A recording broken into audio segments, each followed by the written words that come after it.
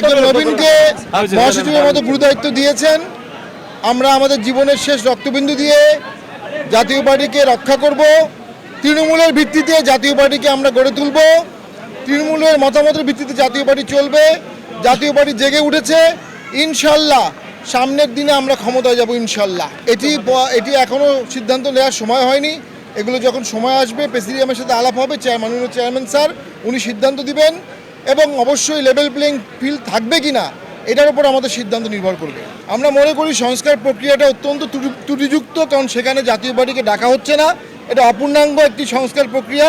তবে আমরা আমাদের ব্যক্তিগত জায়গা থেকে, আমাদের চেয়ারম্যান স্যার অনেক সময় বক্তব্যে বলেছেন, আমরা আমাদের ব্যক্তিগত জায়গা থেকে সংস্কারের বিভিন্ন প্রস্তাব দিচ্ছি এবং সেগুলো কিছু কিছু গ্রহণও হয়েছে। আমরা মনে করি দেশ এই মুহূর্তে নির্বাচনের জন্য যেভাবে মব হচ্ছে, যেভাবে সন্ত্রাস হচ্ছে, যেভাবে মানুষ পিটিয়ে মারা হচ্ছে, এখানে এই বর্তমান সরকার নির্বাচনের জন্য কোনো পরিবেশ সৃষ্টির সদিচ্ছা দেখাচ্ছে না। আমরা মনে করি মব আর রাষ্ট্র একসাথে থাকতে পারে না। হয় রাষ্ট্র থাকবে, না হয় মব থাকবে। সরকারকে মব নিয়ন্ত্রণ করতে হবে, মব নির্মূল করতে হবে, নির্বাচনের লেভেল প্লেইং ফিল্ড করতে হবে, অন্তর্ভুক্তি ইলেকশনের ব্যবস্থা করতে হবে।